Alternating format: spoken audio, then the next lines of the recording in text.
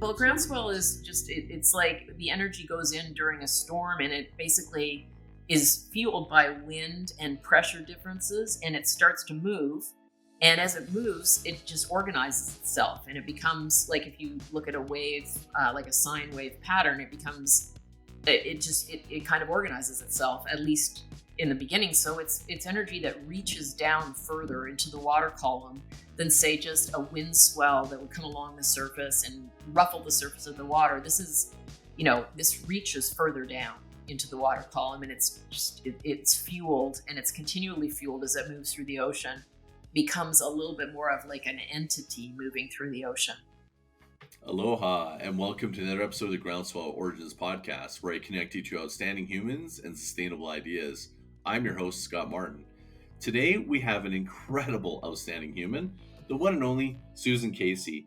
She's the author of Waves, Voices in the Ocean, Devil's Teeth, and their new book, which is called The Underworld, which she gives us a real deep insight on her journey of getting underneath the ocean to these incredible depths in the abyss, and talking about all the different magical things that she has experienced and seen there. And she's just such a wealth of knowledge, describing every aspect of the ocean. Her love for the ocean is clear, and I share it with her. And I was really honored to have her be able to write an excerpt for my book. And having her on the podcast and describing all these things, some of the lessons that you're going to see. I mean, I literally could have gone for 2 hours talking about the ocean and some of the nature's lessons that she can share with us. So without further ado, let's paddle in. Here we have in the studio, the one and only Susan Casey. Welcome. Thank you. I'm so excited to have you. You and I have been talking about doing this interview for, it feels like almost a year and a half. Oh, yeah, it does.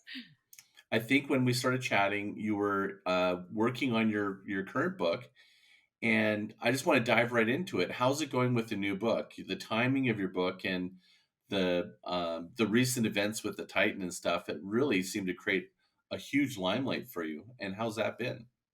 Well, the book came out August 1st, and I think the Titan stuff happened in July. So when, I remember I was walking down the street in Manhattan, and I got a text, and somebody had texted me the news that this submersible had gone, quote unquote, missing. And I just stopped, because I had been embedded in the world of deep sea submersibles for 5 years at this point, and was very aware of the sub and how much of an outlier it was and how dangerous it was.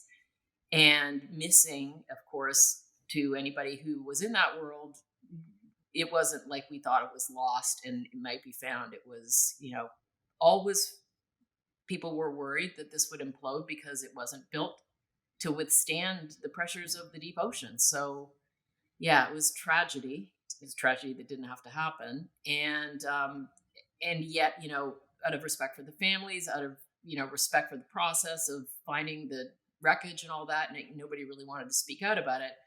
But when they did find the wreckage, I decided to write about it for Vanity Fair and just sort of bring people backstage.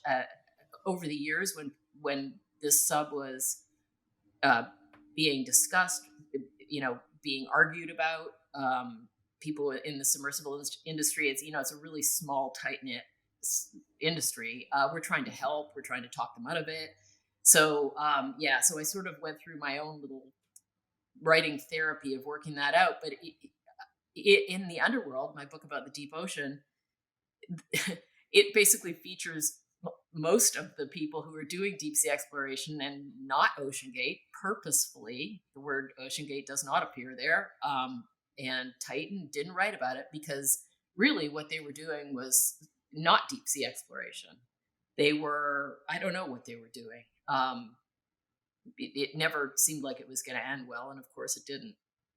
Yeah, interesting. Do you think that the timing of your book and those events, do you think that that's actually put like a really good light? Like, I know that tragedy, but it's put some attention on when I was reading your book and you're talking about, like, we've only explored like this little micro amount of exploration. Do you think this maybe is opening up people's attention to it in a hopefully a positive light, or do you think it was negative? No, I mean, I think people very quickly understood the difference between this and the the science class and the certified submersibles that I write about in my book. And there aren't that many deep sea submersibles. I mean, there might be, to go to the depth that they were going to, which was 4,000 meters or about 13,000 feet. There's about 6 or 7 vehicles in the world that can take people to those depths, and all of them are certified. It's being certified or classed is what they call it with subs, is the equivalent of peer review. It's like there's an outside independent expert marine organization looking at everything you do, from the drawing board and even before the drawing board to its sea trials, and then it has to be kind of maintained annually. So I do think that it was easy for people to understand the difference. And I also think that there really is a lot of interest in the deep ocean, because it's like the ultimate, it's like the black box, but the black box is 95% of the biosphere of the earth. Which is, people know that the ocean covers 70% of the planet's surface. But what I like to think of it as is as a three-dimensional habitat, living space, biosphere. 98% of it is ocean. So the 2%, our little 2%, is everything terrestrial and where we live. And then 98% of it is ocean. And 95% of that 98% is the deep ocean. So waters below 600 feet. And yeah, we hardly know it. We're learning a lot about it, but it's just so immense. I mean, I think it's really hard for people to actually wrap their heads around how immense it is. And pretty much everywhere you go, if you touch down somewhere, you're going to be the first person who's ever seen it. And we've only explored just a tiny, tiny fraction of it. We have a lot to learn about it still, even though we know quite a bit now. And so you went deep in the subs, and was it freaky at all? Like, was it kind of weird? Like I'd be claustrophobic. I don't know. Oh, well, if you're claustrophobic, it might be a little freaky. I mean, they do test you to make sure you're not claustrophobic. I don't think if you were claustrophobic, you would have a great time, but I'm not. And if I was, I probably would have just chucked a Valium and gotten in anyway, because it was really my dream. I mean, as somebody who's kind of obsessed by the ocean and curious about the ocean, the idea of a chance, to go down there, it's a pretty rarefied experience. And I really wanted to do it. So it wasn't like I was scared. It was more like I was just excited to the point of, almost paralysis. And everybody who goes down in a sub mentions this. Time goes really weird. It goes really elastic, and you can't tell how long you've been down there. I mean, obviously you can wear a watch, but there's no signposts, and Mm-hmm. you're so incredibly present. And even though it's dark, the subs have very strong lights, and there's always stuff to look at. And everything that you see is most likely something you've never seen before. And it could very well be something nobody has ever seen before. So it's not like you're thinking about, picking up your dry cleaning or something like that. You're just completely present in time. There's no room for fear when you're completely present. You can be scared afterwards, maybe before, but during, you're just kind of there, present, focused. And you mentioned this is a lifelong goal, a dream. I was gonna show you this. Like, when I was growing up, my parents got me Jacques Cousteau.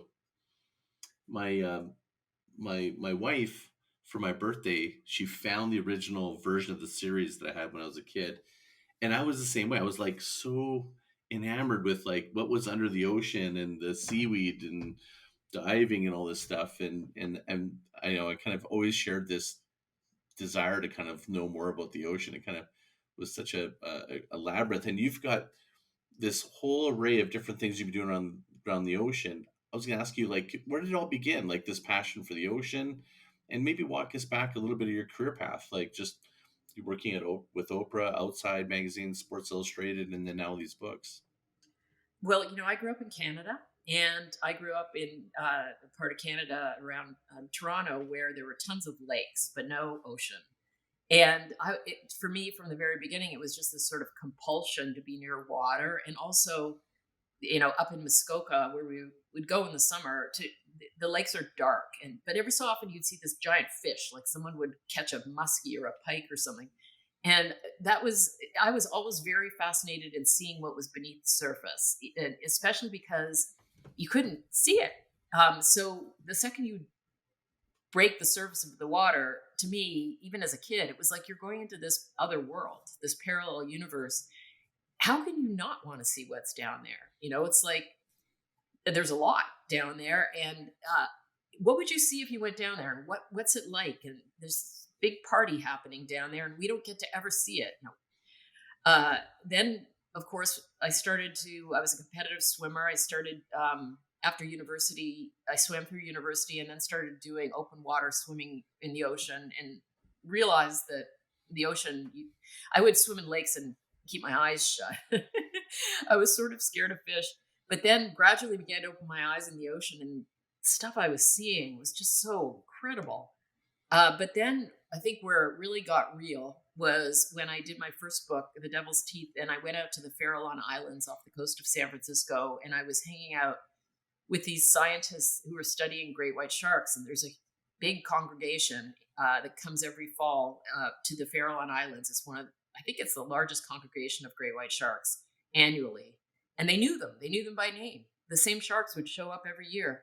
And I got out to the Farallons, and it was that same dark, inscrutable water, but this time it's the Pacific Ocean, and stuff is popping through the surface. There's an 18-foot great white shark, and it's eating a seal on the surface. And one day there were 40 blue whales lunge feeding, just popping up through the surface. And one day a mako shark showed up, and one time a gray whale calf showed up. And there was one single commercial diver there who was still brave enough to dive around all these sharks. He was picking urchins off the seafloor, and he told me, I came across this 10-foot tall anchor. There's obviously like all these shipwrecks down there. And once again, it was just like, okay, there's this parallel universe, this other world in our world. Like, let's go down there and see what's there. In the underworld, I sort of describe it as, it's like being in this incredible mansion with every room, hundreds of rooms, thousands of rooms. There's artworks, there's animals, there's treasures in every room. And we're like, okay, we're just going to open a couple of the doors. So that's what the ocean is to me. It's a chance to open way more doors and, to join this other world, at least to be able to witness it. There's, for a lot of people, the ocean they're fearful because they don't know what's underneath. I know that sometimes when I'm surfing, I'm kind of a little bit like paddling with my fingertips a little bit because I've kind of got a little shadow or something, and I always find it's much more peaceful the minute I put my head down under the water. It seems more fearful when I'm above than when I just actually get into the water and stuff. And I was just curious, like, what lessons have you learned about coming in and out of the world? You've been living in under the water and then above. What is something that you've experienced or you just thought, like you said, time, like that was something that just time is kind of elastic. What's something else that would not be present for most people that you would just say that's been part of your overall experience with the ocean?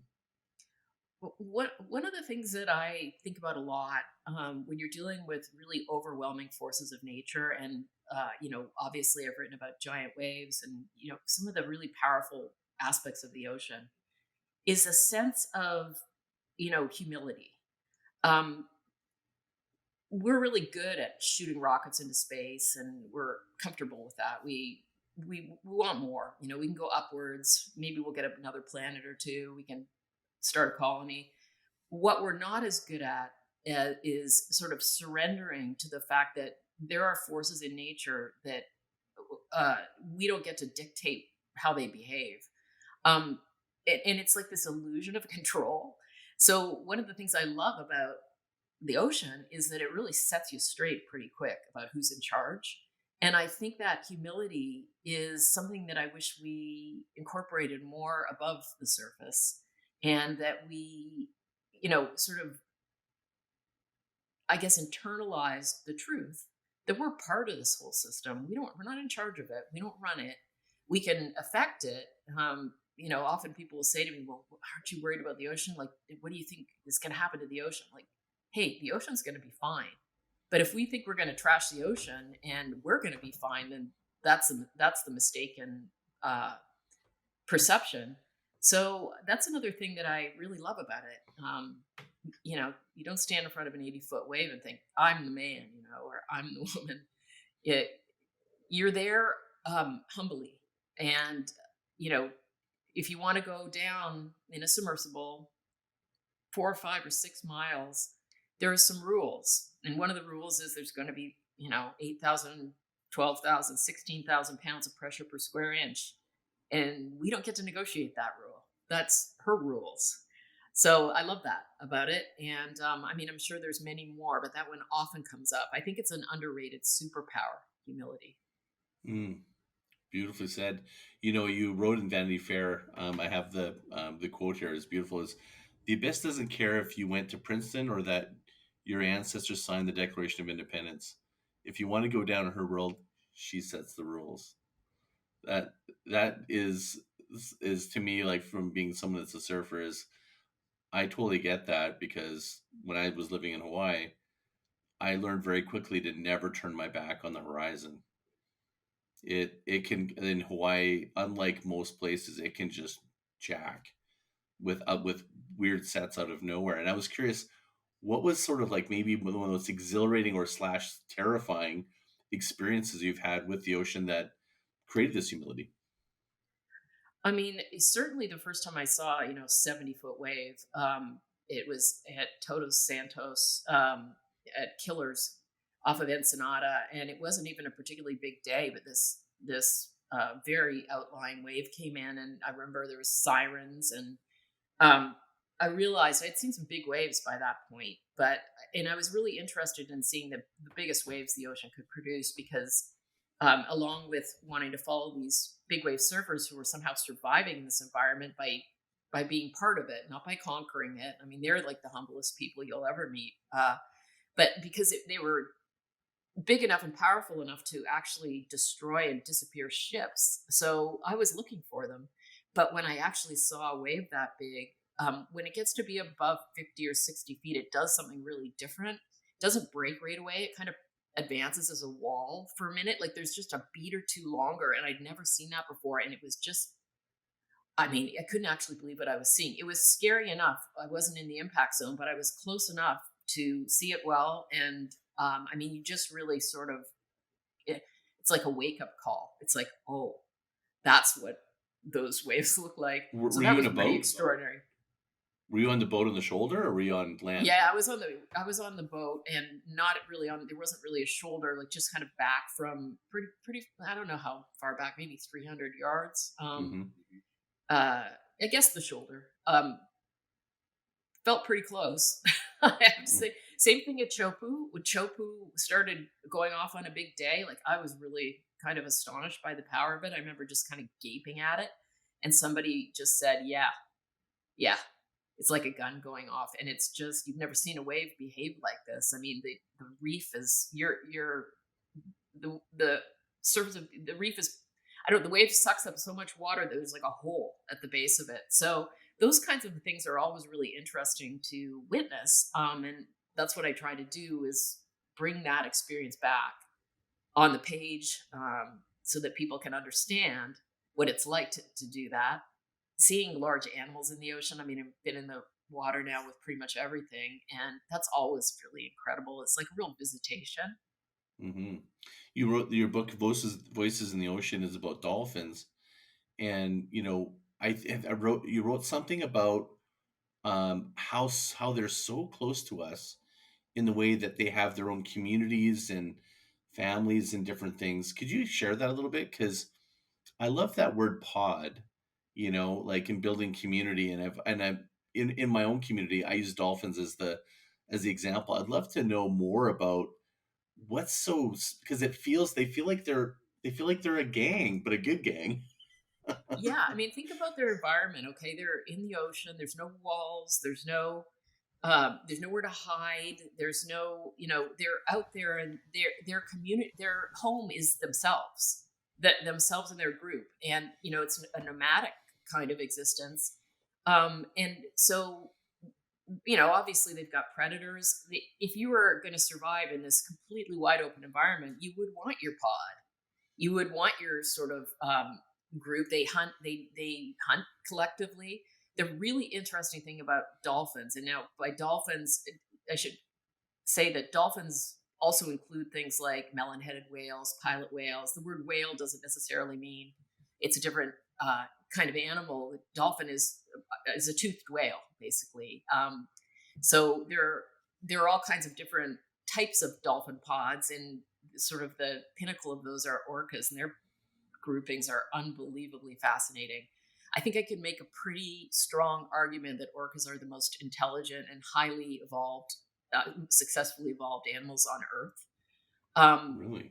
What's really interesting is one of the people that I interviewed and spent time with for Voices in the Ocean was a cetacean neuroscientist from Emory University named Lori Marino. And um, so if you look at a dolphin brain, it looks a lot like a human brain, but it's bigger. Let's just say bottlenose for the sake of this anecdote. It's big. It's got a lot more elaboration. So it's like the sort of grooves and sulci in it are a little deeper. It's the lobes are, it looks like a human brain, but kind of bigger and more elaborate. But if you look closer at it, they have, and I'm hoping I'm going to get this right because it's been a few years since I studied dolphins, but bear with me. There's one lobe in the limbic area that is really highly developed, really elaborated. So unlike our limbic system, theirs is like a little bit more baroque. And the limbic system relates to emotions. So when cetacean neuroscientists look at this elaborated lobe, what it tells them is they're really doing something in the area of emotions. So although you can never really completely get inside the head of another creature, the anatomy and the physiology of the brain indicates that they're doing something important with emotional processing. And they also have these neurons called Van Economo neurons that are long, spindly neurons that not every animal has. And they have a lot of them. And they seem to have something to do with empathy. So we have them. Dolphins have 3 times more than we do. Elephants have them. They process something, again, emotionally. So the hints are there that the dolphins have a really rich, empathetic emotional life, but you can even take it one step further. And this is where it gets really pretty wild. So they've been around for, I don't know how many millions of years. I can't recall off the top of my head, but much, much longer than we have. We've been around for maybe 2 million years. Let's just say they've been around for 25 million. And I'm kind of going off the top of my head right here, but a long time. They can work each hemisphere of their brains independently. So they can shut one half off. They have a lot more control, fine-tuned control over the 2 hemispheres of their brain than we do. And if you think about it for a second, if we were to survive for many millions of years more, would we not maybe start becoming more empathetic? Like, wouldn't that be maybe a survival strategy that would benefit us to be able to get along more, to care about each other more? So one of the things that scientists kind of hypothesize is that there might be, with this elaborated limbic system and these extra empathy neurons, the sense of the self being slightly different. So the pod, all of a sudden, we think of ourselves as, here's me, and here's the edge of my body, here's you, you're separate, you're over here.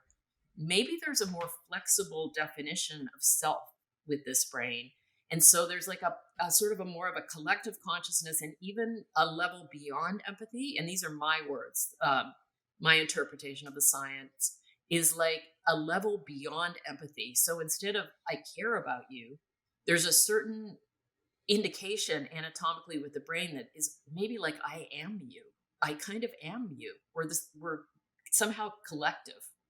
Right. And that starts to become interesting because there are things that they do that scientists can't explain. Like, why do they strand a whole pod of pilot whales will strand if only maybe one is injured? Like, there are behaviors that we can't really explain. Explain strand. Like they'll abandon. So they're like beach themselves. You know. So when this happens with certain types of dolphins a lot, pilot whales are one of them, where they go up on the beach and they die. This happened pretty recently, and sometimes with pilot whales, there will be dozens of them, scores of them, even hundreds of them. So they'll all just beach themselves onto the sand and die. And if people start putting them back in the water, they'll just come right back up on the beach, a lot of them. And no one can figure out why they do it. So because one of their pod is injured and they're dying with them. Yeah, I mean, that's one hypothesis. Interesting. It's not settled science for sure. Yeah. Nobody knows. But one of the things I did for Voices in the Ocean was go to Taiji, where the cove, where they hunt dolphins and they also catch them and export them to marine parks. Yeah. And when you see the cove, I mean, it's just I've seen the movie. it's creepy. Yeah. It's creepy because of what happens there, but the actual physical environment of the place is beautiful, and it makes it even more surreal how ugly the whole town is, because it's beautiful, the ocean and the coves, but here you have this like dark thing going on. But they could jump over the nets. There's absolutely no way they could not jump over nets, but they don't. Why don't they? They're smart. We know they can do all kinds of things cognitively. Why don't they do that? They don't want to leave the others in their pod. That is so interesting. It melts me a bit, because I'm just like, animals, and the story of these animals and having more empathy than just connecting. Like, is it true that killer whales have never killed a person in the wild? Yeah, that's true. They've killed people in captivity, which, by the way, I would too if I was Totally. in captivity. I'd be trying to, probably. Yeah. And you think about how big and how scary looking they are, and their capabilities, and yet that's never happened. They are so advanced in terms of their communication abilities with one another. They're matriarchal. So the oldest females run the show, and they're one of the only animals, pilot whales, orcas, and humans are one of the only some of the only animals where the older females go through menopause. And what's the point of that? That's hopefully so you can pass on your wisdom and maybe help take care of grandchildren. And so in a matriarchal cultural society like a pod of orcas, it's really important that the oldest female is like the sort of the wisdom keeper, who, again, this is a culture, and believe me, cetaceans have culture. This is not just my own opinion. This is scientists have written about this, and you can make the argument really clearly with sperm whales and orcas about having an actual cultural interchange of information throughout generations. They don't have libraries. They don't have maps.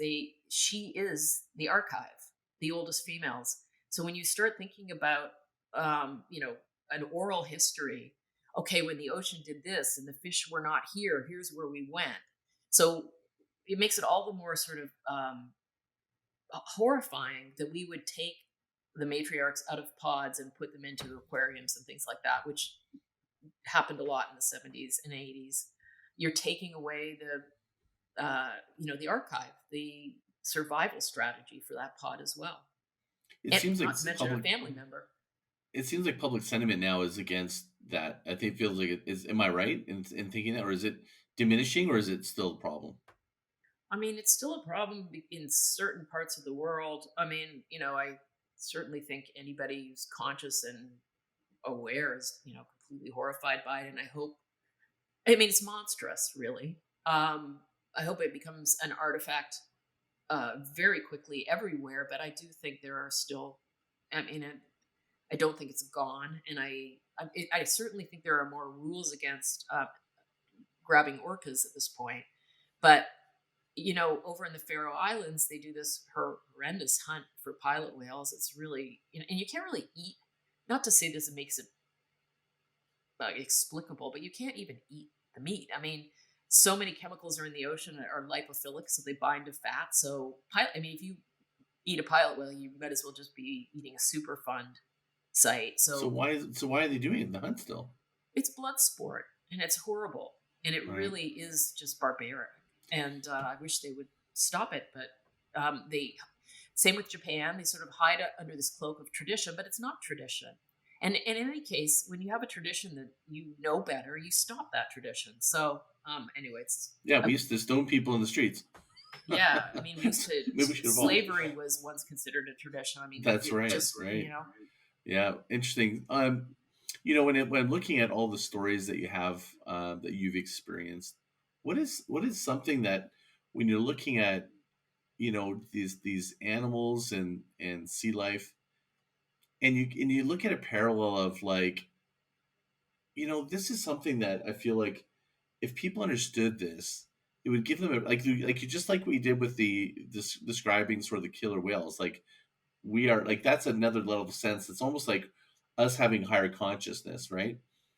What are like some things from like I don't know, like seaweed and jellyfish or different things that you go, you must have like 1,000 stories of little things you went, oh, this behavior, this plant or this thing is just it's remarkable for these reasons. And I mean, it's stuff in the deep ocean that's adapted to be under intense pressures, living entirely in darkness, is absolutely fascinating because it's hard for us to wrap our heads around because there's no sense of ourselves in these creatures. I mean, they really, they have a completely different reality. There are around hydrothermal vents on the seafloor. There are creatures that never see the sunlight. So what are they existing on? They're existing on actual chemical energy and nutrients that come from the interior of the earth.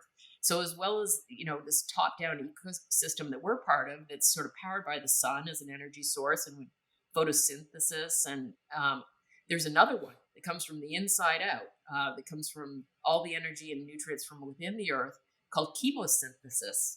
So that we didn't even know till 1977. And when they discovered that, it actually expanded the definition of life. Like, here's another strategy for life. So that brings up all these other really interesting questions about, okay, well, how many more strategies does life have? And I would be willing to bet that the answers to some of those questions are in the deep ocean. Something that really kind of blew my mind is that, you think of the seafloor, no matter how deep it is, but let's just say 6-7 miles down, that's not where life ends. There's pores and cracks and fissures in the ocean crust, and there's water circulating through that, seawater and minerals, and there's a whole microbial ecosystem beneath the seafloor thriving that goes down at least a mile, and they call it the deep biosphere. It's ancient, it's completely bizarre, it's really frontier of science. You're talking about the topsoil of the bottom of the ocean. Beneath that, as people in it, like not all that long ago, were like, well, nothing could live at the bottom of the ocean. So cold, all the pressure. Not only does stuff live all the way through the water column, it extends as far as a mile beneath the seafloor. Just thriving life. Well, if you think about things that have died over the years, it's like topsoil and fertilizer a little bit. You maybe, that's I never even thought of that. Like this, the soil layer is like alive. It just shows like how much we underestimate how Earth is a living thing. Oh yeah, and so much of it we can't see with our own eyes, and we tend to navigate the world as a species. We tend to navigate the world by vision. We'll look at something and think, oh, well, here's what I think about that, and we'll make a story, and that's our reality. But if you think about all the creatures that have lived for so much longer than we have, and particularly when you think of the biosphere as 95% in darkness all of the time, vision is not a great sense as your primary sense to navigate the world. We can navigate our part of the world pretty well, but to quote John Lilly, who was kind of like the father of dolphin science and was a real, sort of psychonaut who experimented on his own brain, we're babies in the universe. And eventually, I think we're going to have to understand, navigate reality with frequency and with different senses than we have now. I think that's something we'll develop if we can manage to survive ourselves. Well, let's talk about sound waves and frequency, because that's how they communicate. A lot of these animals, like dolphins, right? They use sound waves. Acoustic. Yep. Because think about it. Even if they live in the sunlight waters of the ocean, it's dark half the time. It's night. But most of them go down far enough that it's dark more than half the time. And there are some dolphin and whale species that go quite deep. Sperm whales, beaked whales. They're constantly surprised at how deep they can go. So it wouldn't be great to be using. They do have good vision, and I'm sure it's a sense that they draw on. But acoustic is far more effective in an ocean environment. I mean, sound travels a lot farther. It travels faster. That is their world. The reality is just different. The sound of whales or the ping of sonar. I've always been fascinated with that sort of that. It's like textual distance. I don't know how to describe it. Like it's an echo in your Grand Canyon. It's like an echo. It's open, but it's different. It's like condensed and distant. I don't know. Well, there's a band in the ocean where sound travels particularly well called the so far it's the deep sound channel, and whales definitely use it. I mean, there's all kinds of mysteries with sound in the ocean. How is it that all the humpbacks were singing the same song even when they couldn't possibly be hearing each other? And then when the song changes, it changes globally. I mean, I'm not an What? expert on this by any means, but it's pretty fascinating. Okay, so you're saying somehow someone's recording going, hey, they're singing this song, and you know someone that said the world's calling going, hey, they're singing the same song. They actually figured that out. And yeah, oh yeah, yeah. And And see, they this is still don't this. 100% know what the purpose of a humpback song is, and why only males sing, and why only 10% of males sing. I remember being on a stand-up paddleboard in Maui above a singer, and you could hear it in the air, and the whole board was just vibrating.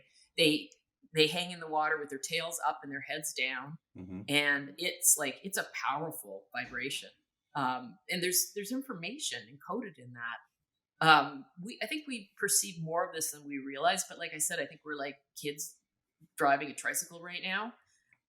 Here's an interesting question that I've been thinking a lot about lately is when artificial intelligence becomes really embedded in our world, and it becomes more difficult to tell, is something real, is it machine generated? I think frequency is how we're going to have to navigate that, because certain frequencies can only come from the organic world. Only, and this is very subtle, and again, this isn't scientific, this is me talking off the top of my head, just a thought. Machines can't love. So the frequency of nature, in my mind, is love. And if we can follow that thread, I really think that that's going to be a sense that will really serve us well in the future, to be able to tell the organic from the machine. And it's going to be a subtle thing, but I think we can do it. That is really interesting. I like your hypothesis. Mine has been, I've really been promoted with my book Groundswell about community, and it's really the connection, and human connection is going to be artificial intelligence is not going to be able to replace that. No, because machines can't love. Yeah, and they can create things, but and maybe eventually, I have to think eventually they're going to become really good. It's going to be hard for us to tell stuff apart by looking at it. But well, I think we can. That's I think probably where the biggest problem is going to be, because when we look at truth right now, the version of truth is, well, we got it on video. That's ended. Yeah, right. There's going to be or a moment. Audio. Yeah. Yeah. So our senses are maybe not evolving at the same speed as our technology, but dolphins and whales can show us the way forward. And also the other people that really understand frequency in the ocean are the wayfinders, the Polynesian navigators, who, when they had to cross the Pacific Ocean without benefit of any instruments, they were looking at absolutely everything, and really feeling their way through that, as well as observing. But I think on very subtle levels, being able to really feel what the water was doing, not just look at it. And that's great, because Dr. Elizabeth and I are actually chatting on Monday, and I'm looking forward to her and I. Yeah, we're going to do a series called Wayfinders. We're going to do a collab together talking about ancient wisdom into modern applications and stuff. It's super. I'm so excited about it. When you're talking about frequency and being in the water, you've been in the water a lot, with maybe even surfing. Have you noticed that, for me anyways, when I've been in the water for a long time, I kind of get the rhythm of the heartbeat of the ocean. I feel something, even almost like my heart kind of goes with it. I can't explain. Like, I can tell when I'm out of the water, I don't notice it. But when I've been in the water a lot over extended periods of time, I kind of feel like I'm with the rhythm of the ocean. And when I get out of the water, I notice it. There's contrast. I don't know how to explain it, but like, I'm kind of out of touch with the water or something. I don't know. Have you ever experienced anything like that? Oh yeah. I mean, because as a swimmer, you're constantly thinking about very fine sensations on your fingers and, your body position and all this. But also water is carrying a lot of information. And it's a really unusual substance. And of course you're feeling the rhythm of the ocean. And the personality of the ocean. I mean, when I went on my deepest dive for the underworld, I was down several miles. And when you get that deep, I made a shallower dive to about to 3,300 feet, but I was going now down past 15,000, 16,000, 17,000 feet. You really get a sense of the presence of the ocean. It's very serene. You don't really get that at the surface when you have waves and wind and the interaction with the atmosphere, but you do get a rhythm. You absolutely get a rhythm. But down below, it's more like you're inside the life force of the planet, and you can feel it is not space. And you can actually see it when they turn the lights of the sub on, that there is just like this matrix of life through the water column. And so many of the creatures are small. A lot of them are bioluminescence. The sub will jostle them and they'll light up, and you can actually use them to see that it's water, because otherwise all the indications that you have, the wind, the current, the breaking waves, none of that is present, right? And it's the deep ocean tends to be, the water's clear except for the marine snow, but the water itself is quite clear. You really get this sense of a presence, of a big, serene presence. And I found that really intoxicating. It's just different. So it's like everything you love about the ocean, in the deep ocean, it's like it's on steroids. Wow. Is there movement at all? There's movement in the marine snow as it's falling, but usually the sub is descending slightly, at about a meter per second, so it's going a little bit faster. So the snow looks like it's going upwards. So that's how you can tell it's an actual medium. Otherwise, you would have a hard time because it's just this sort of very clear, very unperturbed environment. I mean, there are obviously places in the deep ocean where there's a lot of action. Like there are 75% of Earth's volcanism happens down there. There's undersea volcanoes that erupt every day, and there's action. But most of the time, when you're just descending in a sub, you're just it seems like it's very peaceful. What about waves? Like you were saying when you and I were chatting when we first did a quick little download before my book, you were talking about waves that go all the way to the ocean floor. Yeah, so there are these giant waves called internal waves underneath the surface, and they're created by differences in temperature and density. So like think of a layered cocktail, and then there's tidal movements, so they're pulled. And they can be really powerful. They're really huge. They can be hundreds of feet tall, hundreds of miles long. They can move at more than 3 knots. So they only discovered them fairly recently. They started in certain parts of the world when they were putting down deep rigs to drill oil. The drill ships were getting knocked around, and they're throughout the ocean. And subs have occasionally gotten caught in them, and you don't really want to be caught in one because they can bash you into things, and I would say they're probably the most powerful waves because they're the biggest waves. I mean, maybe outside of tsunamis, but tsunamis aren't even as big. Okay, so they're bigger than tsunamis. They can be hundreds of miles long. And like when I think of Chopu, like how thick it is are we talking even thicker than that? Because there's no real cresting wave. There's no or does it change its ocean floor? Or is it just like a wall of energy? It's a wall of energy. Wow. And it's moving. And think of a really powerful river all the way down to the riverbed.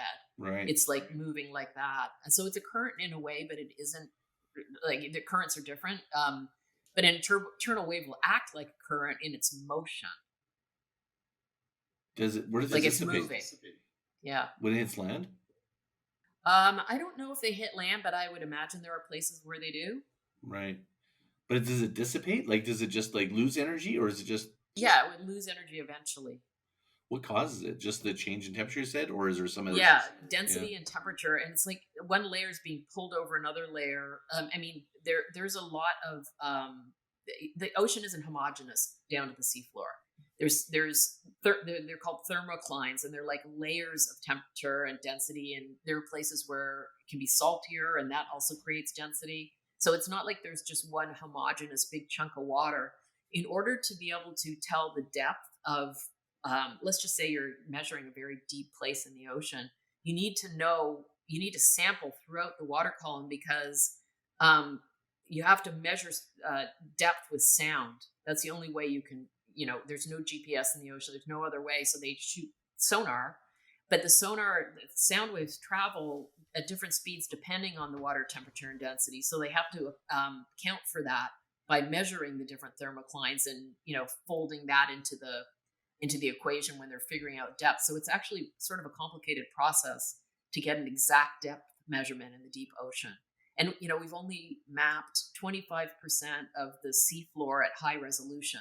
So we have 100% of it at very low resolution, but only 25% at really high resolution where we can see finer features. Mm-hmm. So that's an ongoing process, and it's pretty technical. Is the deepest the Marias Trench? Is that the deepest part of the ocean? So there's 4 layers of the deep ocean. There's the uppermost layer, which is called the twilight zone or the mesopelagic zone, and that's from 600 feet to about 3,300 feet, or 200 to 1,000 meters. And below that and that's a really interesting layer of ocean because there's more animals, more creatures in that band of deep ocean than all the rest of the ocean combined. And really? 80% of them are bioluminescent, so it's really something to see. And below that is the midnight zone or the bathopelagic zone from 1,000 meters to 3,000 meters approximately, or about 3,300 to about 10,000 feet. And below that is the abyssal zone from 3,000 meters down to about 6,000 meters. Biggest ecosystem on Earth, just huge. Covers 54% of the planet. But there's the deepest part is called the Hadal zone, named after Hades, the god of the underworld. And it occurs, that Mariana Trench that you just mentioned is an example of this. So we have tectonic plates, kind of like a patchwork around the planet, right? And they move slowly at around the speed that fingernails grow. And so on one side of the plate, they're pulling apart. And when that happens, magma comes up from the mantle and creates new seafloor. So even though the Earth is like 4.5 billion years old, the oldest seafloor is 340 million years old because it is constantly being recreated. And on the other side of the plate, and this is where the Hadal zone comes into it, the 2 plates are colliding. So on one side it's pulling away, on the other side it's colliding. And when 2 plates collide, one plate is driven downward and it eventually will be driven back into the mantle. It will melt. And if you do that with your hands, you can see that it creates like a V-shaped trench. So the Hadal zone goes from 6,000 meters to almost 11,000 meters, or 20,000, almost 36,000 feet. And there are these long trenches. So if you think of the Himalayas, turn them upside down, and that's like a Hadal trench. The Mariana Trench is like, for example, 44 miles wide and 1,500 meters long. And the deepest spot that we know of is in there. It's called the Challenger Deep, and it's our best measurement at this point is 35,687 feet. But there are other trenches like the Tonga Trench, the Philippine Trench, and the Kermadec Trench that are almost that deep. I think Tonga's very, very close. The Philippine, is that near the south part of the island? Where is that located? I'd have to look at a map of the Pacific to tell you exactly. I grew up in the Philippines, so that's what I was saying. But it's another big, deep one. The ones that are really deep, there's only 4 that go below 10,000 meters, and it's one of them. Wow. So that's a pretty extreme environment. We're just starting to get to know it. The technology to go down there is pretty new, but fascinating. So it's only 2% of the seafloor, but it's 45% of the ocean's depth. And the reason that that's important in terms of just what you had asked me about the trench. Oh God, I forget what you asked me. Sorry. Oh, that's okay. I was gonna circle back around. Oh, I think I was just asking. Originally was I know what it is. So this is what I was going to say about subduction. So you would think that if the Earth is constant, if there's new seafloor being created all the time, well, wouldn't the Earth just be expanding? Well, the subduction is what happens on the other side. So it's in perfect equilibrium. So as new seafloor is being created, old seafloor on the subduction side of the plate is being subsumed into the mantle. And that when those plates start subducting, that's where you get the tsunamis. Imagine plates locked together and one of them is trying to go down and the other one's going over top of it. If there's a vertical slip, that's when you get a megathrust earthquake and it completely jolts imagine shaking out a blanket. That's what it does to the ocean. And so all the big tsunamis originate in subduction zones. Interesting. So when the earthquake is actually created from these plates, like something happens, like it slips or whatever, and it creates that. Can they anticipate that at all, or not really? I mean, this, as I said, the science is pretty new, and this is hard. But Japan has been really working on this, and from what I've heard, they have a lot of sensors on the seafloor. Like they've spent hundreds of millions of dollars trying to figure this out. And the last big one they had in 2011, apparently there was a sensor that showed some sort of movement right before this happened. And the reason that's important is because if you're going to have 15 seconds, you could turn off electricity, you could get people out of elevators, you could, Hmm. it would be helpful, but it's still, it's, if there's an earthquake of more than 8.5 magnitude, it came from a subduction zone. Right. And the tsunami, the way it works, the function of the wave is very different than what we see in terms of other waves. How does it function? Like when an earthquake, like is it a wall? It's like people have described it like it's a massive tide. Like how would you describe it? Because its characteristics is different than say a It's very big. They have a really long wavelength. So as a surfer, you'll know then, longer interval, longer wavelength means more power. Mhm. So tsunami is really powerful. And at this long wavelength actually makes it move really fast. So it moves at more than 500 miles an hour. It's just like if you think of a whip cracking, it's a very long whip. So I would characterize a tsunami as just a shriek, a massive, gigantic shriek of energy. And when you see the wave energy, I don't know how you describe it, but you can see it travels around the entire world. It's like a gong being rung. Um, and so that wave is fine when it's traveling at sea. It's traveling like through the oceans, galloping through the ocean. It's when it hits land that the tail starts backing up. And the best description of a tsunami that somebody told me was if it's 30 feet, it's going to be 30 feet for 5 minutes. It's like, so imagine the long wavelength is just coming, and it's continually crashing up onto land.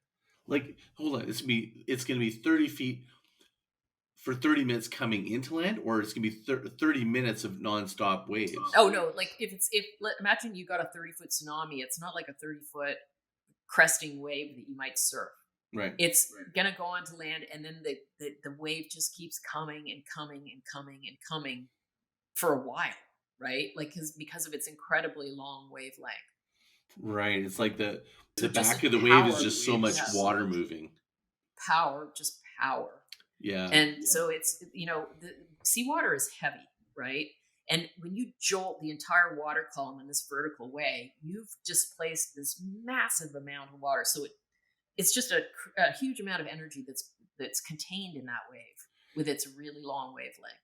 Yeah, it's hard to explain sometimes. Like I know when I've been in big waves, but I was not surfing. I was on the shoulder, and I was like scared, but I could feel the ocean. Just like I can't imagine how a tsunami would be like. But I've been on big days where it's like it felt like slabs of weight just going behind me, and I'm like, whoa, like it huge. And I'm not even talking the days that you've seen. I can't imagine what it's like. Everybody knows, I mean, anybody who spends any time in the ocean knows that waves are not to be trifled with. I mean, I remember getting completely destroyed by this little tiny wave in San Diego and ending up in the hospital. I don't know, it was maybe 3 feet tall. You hit it in the wrong place. Oh yeah. And I remember writing in the wave that an 18-inch wave can topple a wall built to withstand 125-mile-an-hour winds. And I remember my editor saying, surely you mean 18 feet, right? It's like, nope, 18 inches. I mean, waves are powerful. 18-inch wave can topple a wall that's supposed to withstand 100-mile-an-hour winds. There it is. 25-mile-an-hour winds. Be Yeah. specific. And now, what's the difference between, like, just if you don't mind, hear me, because of course my podcast is called Groundswell. How do you describe waves versus groundswell, and what is a groundswell in your words? Well, groundswell is just it's like the energy goes in during a storm, and it basically is fueled by wind and pressure differences, and it starts to move. And as it moves, it just organizes itself, and it becomes like, if you look at a wave, like a sine wave pattern, it becomes, it kind of organizes itself, at least in the beginning. So it's energy that reaches down further into the water column than, say, just a wind swell that would come along the surface and ruffle the surface of the water. This is, this reaches further down into the water column, and it's just it's fueled, and it's continually fueled as it moves through the ocean, becomes a little bit more of like an entity moving through the ocean. Mm. And you and I talked about this one type of wave, soliton, which is a wave that continues on. Like Solitons are pretty fascinating waves. They're waves that don't change shape. So if you imagine a periscope moving through the water, that's kind of what they look like. And they're really fascinating to scientists. They have something to do with how rogue waves form, but it's complicated. They are I don't know how you describe them. Like, in a way, I think they're like they're a field of movement, but they don't change shape. And the energy doesn't dissipate. Like, they discovered it in some canal originally in England or something, right? Yeah. And then you mentioned something else, rogue waves. Well, rogue waves are kind of defined as, so you sometimes on a day with a big swell, you'll see a few waves coming in that are like the wave of the day, right? A little bigger, notably bigger than other waves around them. But rogue waves are more than double the size of the surrounding sea. So a rogue wave, if you got 20-foot seas and you've got a 55-foot wave, that would be considered a rogue or a freak, or an outlying wave that just doesn't really add up. And so scientists for the longest time were trying to figure out how this could happen. And I spent a lot of time hanging out with scientists that were trying to figure this out, and it all has to do with nonlinearity. So you get a lot of interactions when you have wave energy kind of going around like that in a storm. And through various mechanisms, sometimes the bathymetry of the seafloor will snag wave energy, and it'll pile up like a car wreck, and all of a sudden you get a wave that's, it can be 3-4 times bigger than the seas around it too. It's like the energy all kind of gets pirated into one unstable, much bigger wave. And so that was what interested me in the beginning. Was I was reading that, I think it was in the New York Times science section, that 2 large ships per week were going missing, just disappearing. And I was like, wait a minute, how can that possibly be? And it was it was in the mid 90s that I think that story came out, and they were still trying to figure this out. And people were thinking it couldn't be true. But there were mariners that would say, we saw these incredibly outsized waves that shouldn't have been there. And then it started becoming clearer and clearer and clearer. And there were some really undeniable instances of proof. And they realized, okay, now we're going to have to figure out how this happens, because actually it does happen. Has it been recorded on video or anything? I mean, I wouldn't say in any sort of, if you see a rogue wave, you're going to be done for. This might be the last thing you'll ever see, but you do see mariners talk about it a lot. Lots of, even cruise ships have encountered them. But people are like tall tales at sea. It's like how the biggest fish you've ever seen. Is there any truth to like some of these sea creatures that are mythical that you think they still could be out there? We found the coelacanth.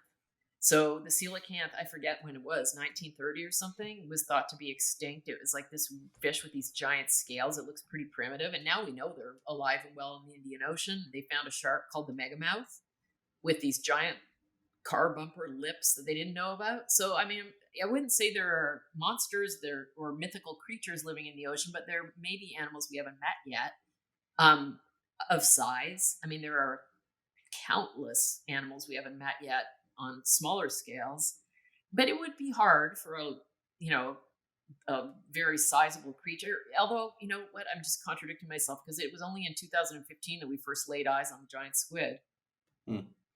Interesting. It managed to hide, but we knew about it. we Yeah. did know about it because pieces of them had washed up and they showed up in fishing nets and stuff, but nobody had seen them until 2015.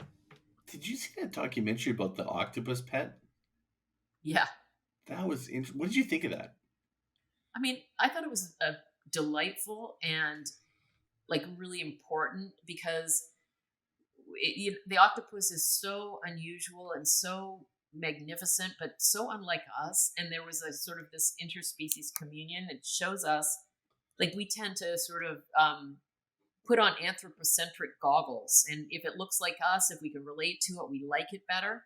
And all of a sudden, here was this interspecies communion with a creature that really very different than us, but not that different than us too. So I loved it. I mean, I thought it was really.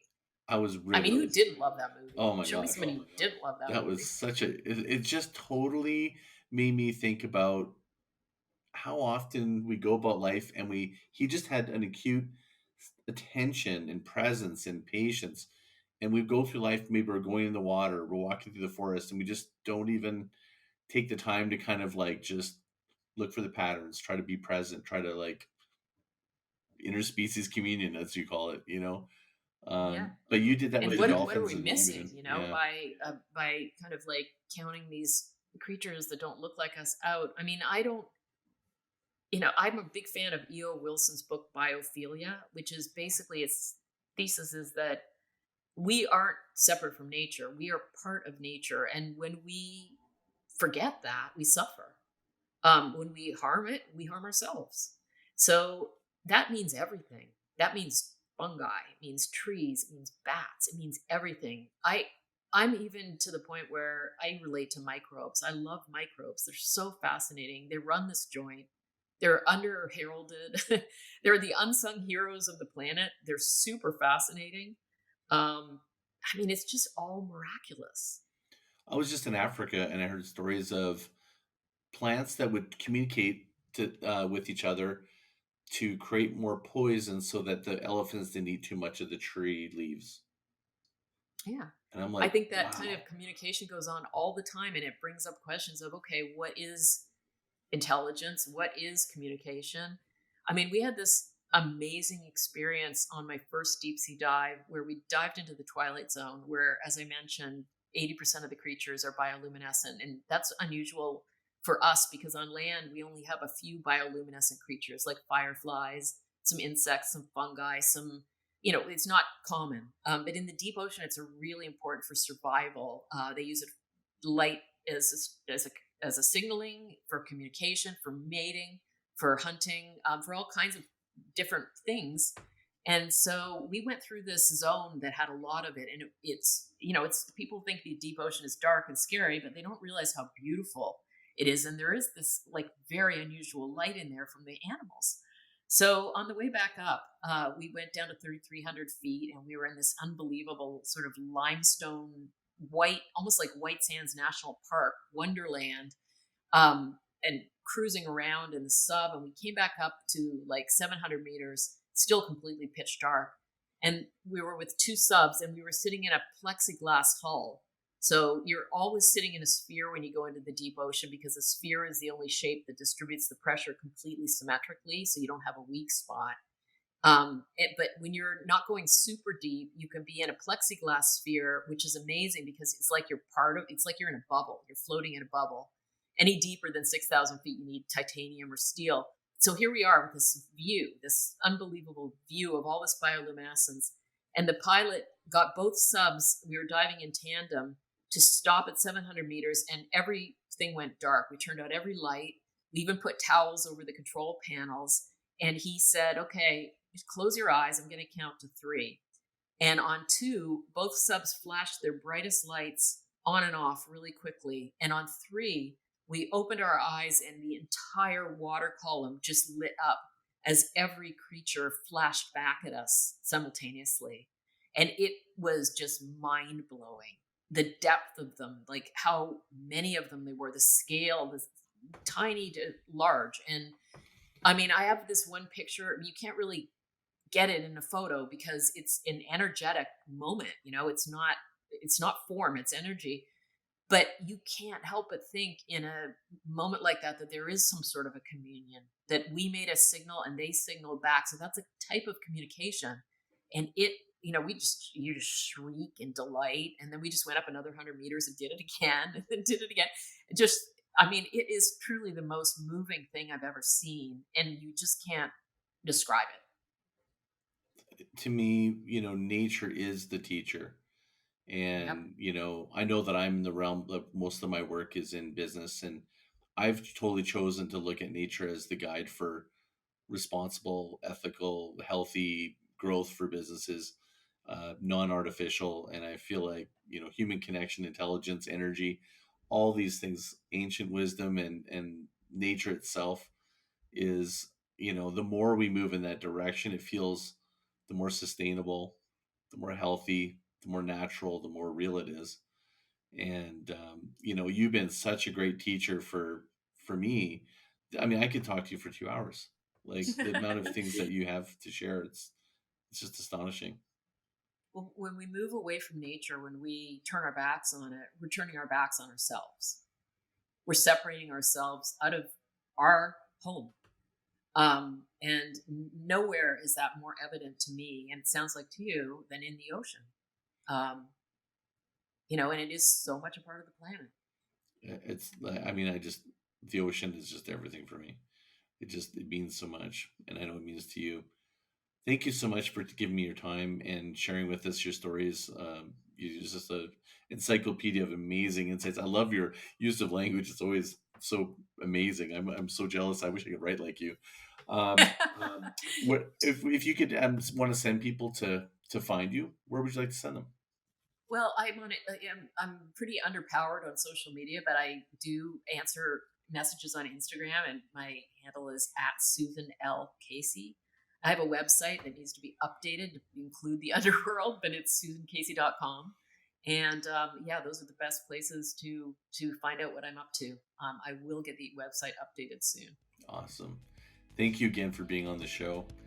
And, my pleasure, Scott. And for all you listening, once again, if you want to give any comments that I'll pass along or any suggestions, just go to groundswell.fm and just click on the voice and leave me a little voice message. And until next time, mahalo.